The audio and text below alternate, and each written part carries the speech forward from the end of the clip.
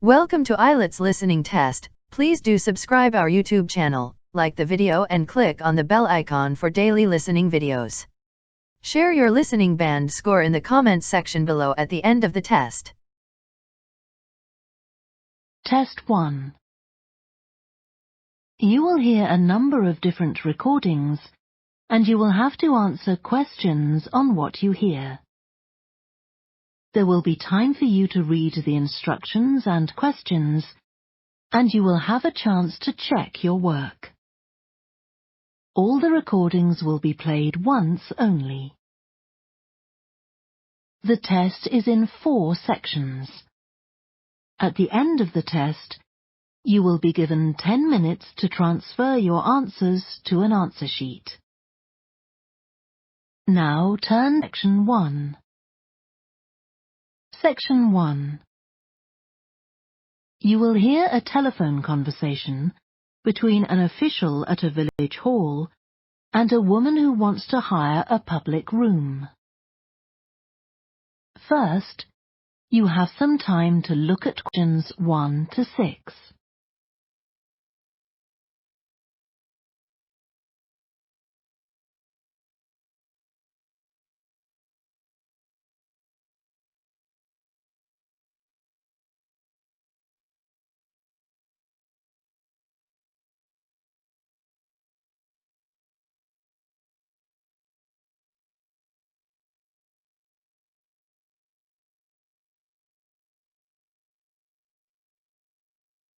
You will see that there is an example that has been done for you. On this occasion only, the conversation relating to this will be played first. Hello? Oh, hello. I wanted to inquire about hiring a room in the village hall for the evening of September the 1st. Let me just see. Yes, we've both rooms available that evening. There's our main hall, that's got seating for 200 people, or there's the Charlton room. The main hall seats 200, so 200 has been written in the space. Now we shall begin.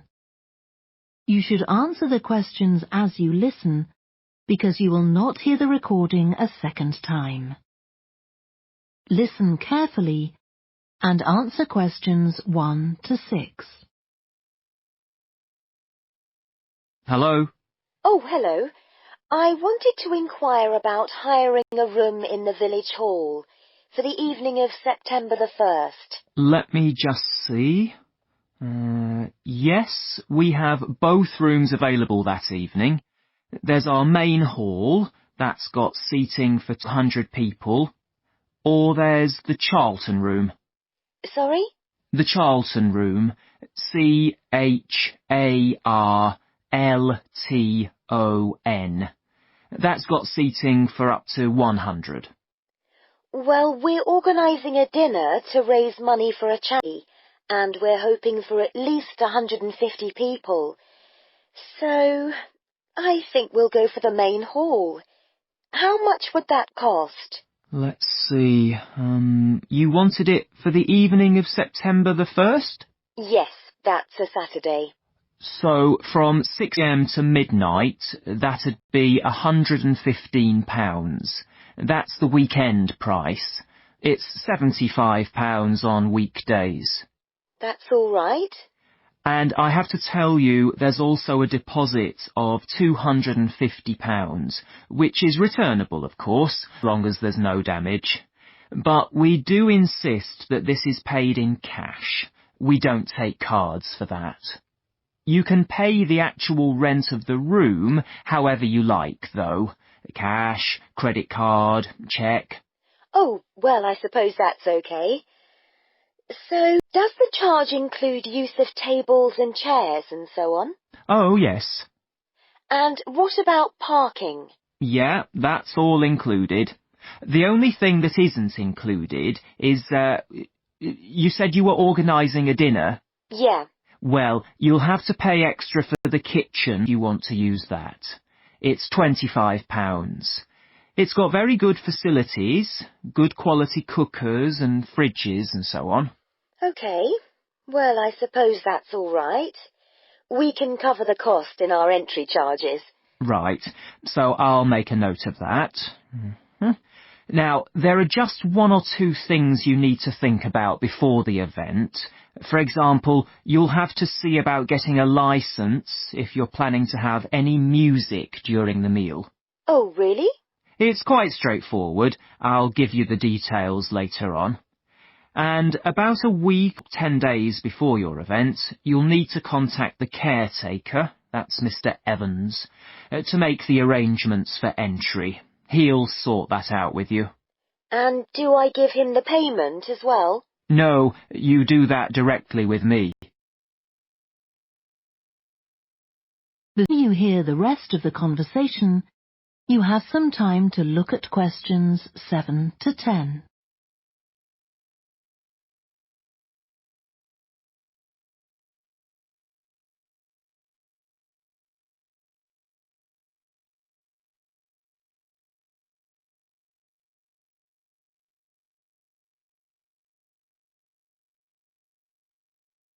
Now listen and answer questions 7 to 10.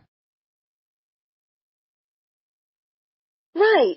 Now, is there anything I need to know about what happens during the event? Well, as you'll be aware, of course, the building is no smoking throughout. Of course. Now, are you having a band? Yes. Well, they'll have a lot of equipment, so rather than using the front door, they should park their van round the back and use the stage door there. You can open that from inside, but don't forget to lock it at the end. OK. And talking of bands, I'm sure I don't need to tell you this, but you must make sure that no one fiddles about with the black box by the fire door. That's a system that cuts in when the volume reaches a certain level. It's a legal requirement. Sure. Anyway, we want people to be able to talk to one another, so we don't want anything too loud. Oh, that reminds me. We'll be having speeches. Are there any microphones available? Yep, just let the caretaker, he'll get those for you. Right, now, when the event is over, we do ask that the premises are left in good condition. So there's a locked cupboard, and you'll be informed of the code you need to open that. It's got all the cleaning equipment, brushes and detergent and so on. Right. So what do we need to do after everyone's gone? Sweep the floors, I suppose? Well, actually, they have to be washed, not just swept. Then you'll be provided with black plastic bags, so all the rubbish must be collected up and left outside the door. Of course. We'll make sure everything's left tidy. Oh, and I forgot to ask. I presume we can have decorations in the room? Yes, but you must take them down afterwards. Sure. And the chairs and tables should be stacked up neatly at the back of the room. I'll make sure I've got a few people to help me. That is the end of section 1. You now have half a minute to check your answers.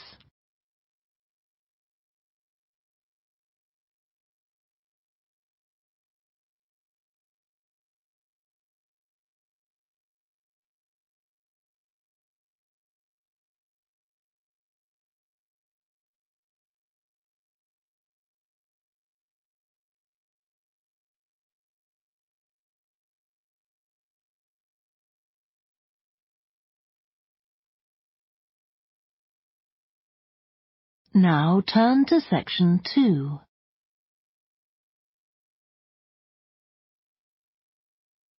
Section 2. You will hear a guide talking to a group of visitors to a farm. First, you have some time to look at questions 11 to 14.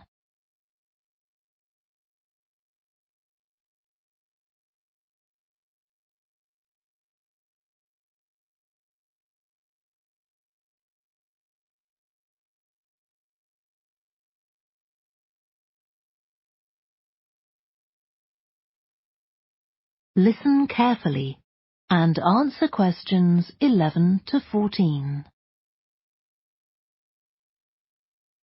Welcome to the Hifi Working Heritage Farm. This open-air museum gives you the experience of agriculture and rural life in the English countryside at the end of the 19th century. So you'll see a typical farm of that period, and like me, all the staff are dressed in clothes of that time. I must give you some advice and safety tips before we go any further. As it's a working farm, please don't frighten or injure the animals. We have a lot here, and many of them are breeds that are now quite rare. And do stay at a safe distance from the tools. Some of them have sharp points, which can be pretty dangerous, so please don't touch them. We don't want any accidents. The ground is very uneven, and you might slip if you're wearing sandals, so I'm glad to see you're all wearing shoes. We always advise people to do that. Now, children of all ages are very welcome here, and usually even very young children of the ducks and lambs, so do bring them along next time you come. I don't think any of you have brought dogs with you, but in case you have, I'm afraid they'll have to stay in the car park unless they're guide dogs. I'm sure you'll understand that they could cause a lot of problems on a farm. Before you hear the rest of the talk, you have some time to look at questions 15 to 20.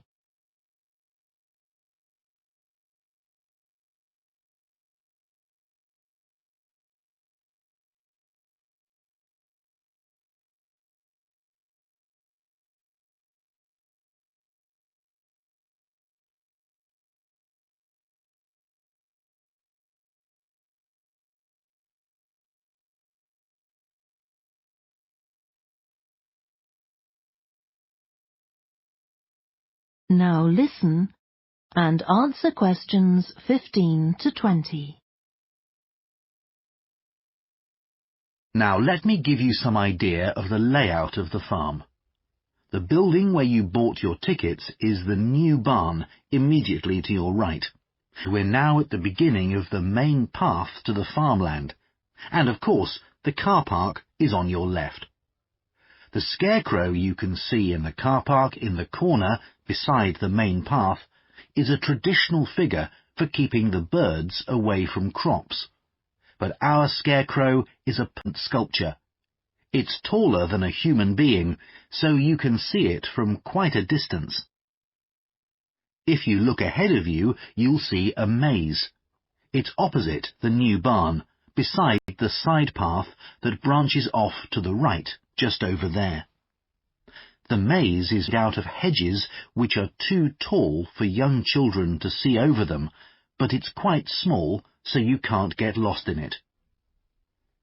Now, can you see the bridge crossing the fish pool further up the main path? If you want to go to the cafe, go towards the bridge and turn right just before it. Walk along the side path, and the cafe's on the first bend you come to. The building was originally the schoolhouse, and it's well over 100 years old. As you may know, we run skills workshops here, where you can learn traditional crafts like woodwork and basket making. You can see examples of the work and talk to someone about the courses in the Black Barn. If you take the side path to the right, here, just by the new barn, you'll come to the Black Barn, just where the path first bends. Now, I mustn't forget to tell you about picnicking, as I can see some of you have brought your lunch with you. You can picnic in the field, though do clear up behind you, of course. Or if you'd prefer a covered picnic area, there's one near the farm, just after you cross the bridge. There's a covered picnic spot on the right. And the last thing to mention is Hifi House itself. From here you can cross the bridge, then walk along the footpath through the field to the left of the farmyard. That goes to the house, and it'll give you a lovely view of it.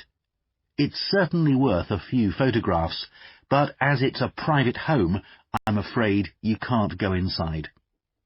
Right, well, if you're all ready, we'll set off on our tour of the farm. That is the end of section 2. You now have half a minute to check your answers.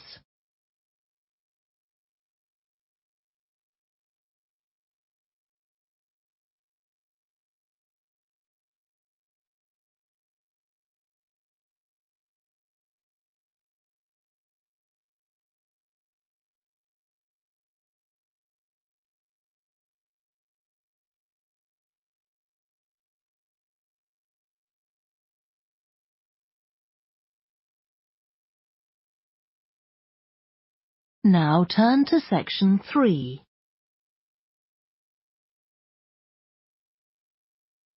Section 3. You will hear 2 psychology students called Lisa and Greg discussing a project they have to do. First, you have some time to look at questions 21 to 27.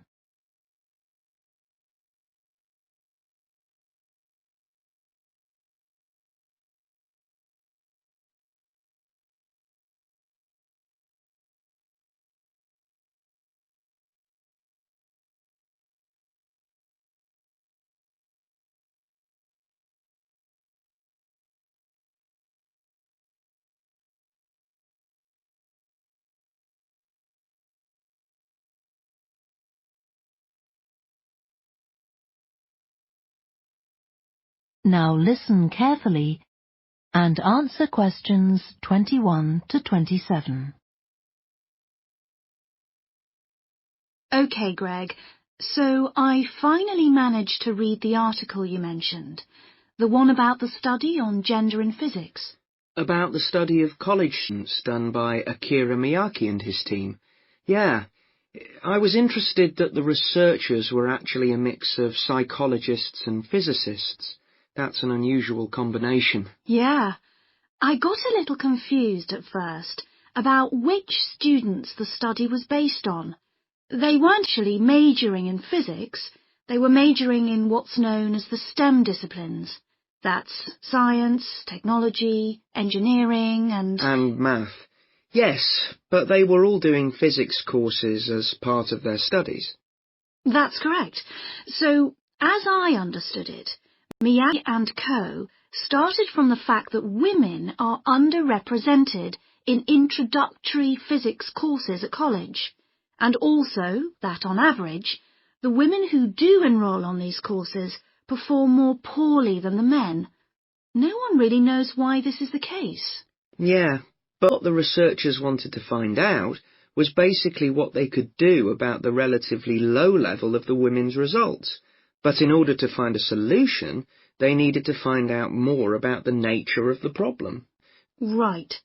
Now, let's see if I can remember. It was that in the physics class, the female students thought the male students all assumed that women weren't any good at physics. Was that it? And they thought that the men expected them to get poor results in their tests. That's what the women thought, and that made them nervous. So they did get poor results. But actually they were wrong. No one was making any assumptions about the female students at all. Anyway, what Miyake's team did was quite simple, getting the students to do some writing before they went into the physics class. What did they call it? Values affirmation. They had to write an essay focusing on things that were significant to them, not particularly to do with the subject they were studying, but more general things like music or people who mattered to them. Right. So the idea of doing the writing is that this gets the students thinking in a positive way. And putting these thoughts into words can relax them and help them overcome the psychological factors that lead to poor performance. Yeah. But what the researchers in the study hadn't expected was that this one activity raised the women's physics grades from the C to the B range. A huge change. Pity it wasn't A, but still. No, but it does suggest that the women were seriously underperforming beforehand in comparison with the men. Yes. Mind you, Miyake's article left out a lot of details, like did the students do the writing just once or several times? And had they been told why they were doing the writing? That might have affected the results. You mean if they know the researchers thought it might help them to improve, then they just try to fulfill that expectation? Exactly. Before you hear the rest of the discussion, have some time to look at questions 28 to 30.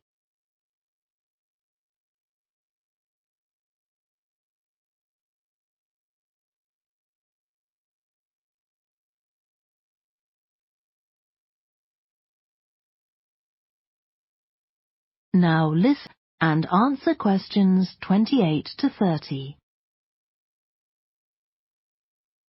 So anyway, I thought for our project we could do a similar study, but investigate whether it really was the writing activity that had that result. Okay, so we could ask them to do a writing task about something completely different, something more factual, like a general knowledge topic. Maybe, or we could have half the students doing a writing task and half doing something else, like an oral task. Or even half the same writing task as in the original research and half to a factual writing task. Then we'd see if it really is the topic that made the difference or something else. That's it. Good. So, at our meeting with the supervisor on Monday, we can tell him we've decided on our project. We have our aims ready by then. I suppose we need to read the original study. The article's just a summary. And there was another article I read by Smolinski. It was about her research on how women and men perform in mixed teams in class, compared with single-sex teams and on their own. Let me guess. The women were better at teamwork. That's what I expected. But actually, the men and the women got the same results, whether they were working in teams or on their own. But I guess it's not that relevant to us. What worries me, anyway, is how we're going to get everything done on time. We'll be okay now we know what we're doing. Though I'm not clear how we assess whether the students in our experiment actually make any progress or not. No, we may need some advice on that. The main thing's to make sure we have the right size sample, not too big or too small. That shouldn't be difficult. Right, what do we need to do next? We could have a look at the timetable for the science classes, or perhaps we should just make an appointment to see one of the science professors. That'd be better. Great, and we could even get to observe one of the classes. What? Well, okay, maybe let's just go with your idea. Right, well, I think that's everything for now. That is the end of section 3. You now have half a minute to check your answers.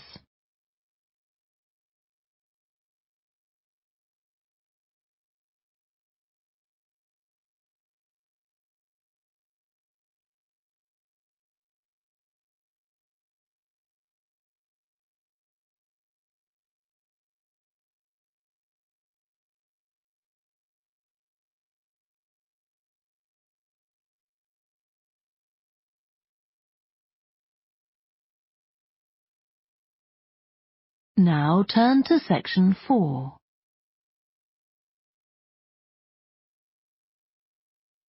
Section 4. You will hear part of a student presentation about the variety of different species that live in the world's oceans. First, you have some time to look at questions 31 to 40.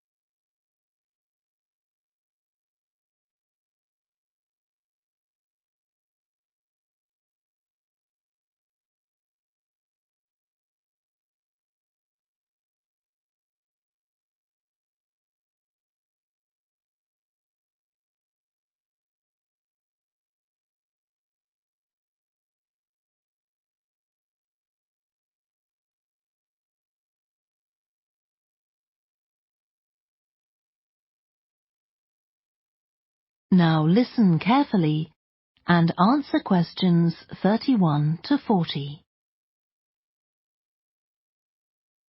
I've been looking at ocean biodiversity. That's the diversity of species that live in the world's oceans. About 20 years ago, biologists developed the idea of what they called biodiversity hotspots. These are the areas which have the greatest mixture of species. So, one example, Madagascar. These hotspots are significant because they allow us to locate key areas for focusing efforts at conservation. Biologists can identify hotspots on land fairly easily, but until recently, very little was known about species distribution and diversity in the oceans, and no one even knew if hotspots existed there. Then a Canadian biologist called Boris Worm did some research in 2005 on data on ocean species that he got from the fishing industry. Worm located 5 hotspots for large ocean predators, like sharks, and looked at what they had in common. The main thing he'd expected to find was that they had very high concentrations of food, but to his surprise, that was only true for 4 of the hotspots. The remaining hotspot was quite badly off in that regard. But what he did find was that in all cases, the water at the surface of the ocean had relatively high temperatures, even when it was cool at greater depths. So, this seemed to be a factor in supporting a diverse range of these large predators. However, this wasn't enough on its own, because he also found that the water needed to have enough oxygen in it. So these 2 factors seemed necessary to support the high metabolic rate of these large fish. A couple of years later, in 2007, a researcher called Lisa Balance, who was working in California, also started looking for ocean hotspots, but not for fish. What she was interested in was marine mammals, things like seals. And she found 3 places in the oceans which were hotspots, and what these had in common was that these hotspots were all located at boundaries between ocean currents. And this seems to be the sort of place that has lots of the plankton that some of these species feed on. So now people who want to protect the species that are endangered need to get as much information as possible. For example, there's an international project called the Census of Marine Life. They've been surveying oceans all over the world, including the Arctic. One thing they found there, which stunned other researchers, was that there were large numbers of species which live below the ice, sometimes under a layer up to 20 meters thick. Some of these species had never been seen before. They've even found species of octopus living in these conditions. And other scientists working on the same project, but researching very different habitats on the ocean floor, have found large numbers of species congregating around volcanoes, attracted to them by the warmth and nutrients there.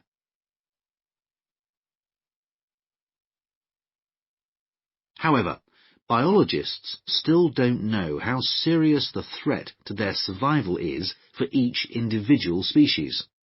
So a body called the Global Marine Species Assessment is now creating a list of endangered species on land, so they consider things like the size of the population, how many members of one species there are in a particular place, and then they look at their distribution in geographical terms, although this is quite difficult when you're looking at fish because they're so mobile. And then thirdly, they calculate the rate at which the decline of the species is happening.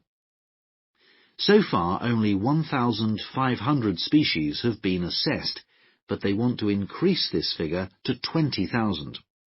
For each one they assess, they use the data they collect on that species to produce a map showing its distribution. Ultimately, they will be able to use these to figure out not only where most species are located, but also where they are most threatened. So, finally, what can be done to retain diversity of species in the world's oceans? Firstly, we need to set up more reserves in our oceans, places where marine species are protected. We have some, but not enough. In addition, to preserve species such as leatherback turtles, which live out in the high seas but have their nesting sites on the American coast, we need to create corridors for migration, so they can get from one area to another safely. As well as this, action needs to be taken to lower the levels of fishing quotas to prevent overfishing of endangered species. And finally, there's the problem of bycatch. This refers to the catching of unwanted fish by fishing boats. They're returned to the sea, but they're often dead or dying. If these commercial fishing boats used equipment which was more selective so that only the fish for consumption were caught, this problem could be overcome. Okay, so does anyone have any questions about... That is the end of section 4. You now have half a minute to check your answers.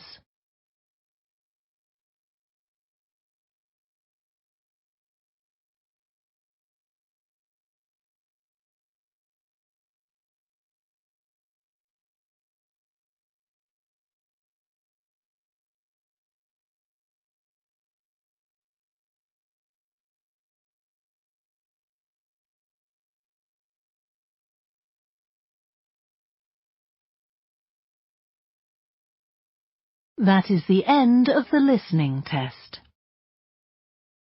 You now have 10 minutes to transfer your answers to the answer sheet.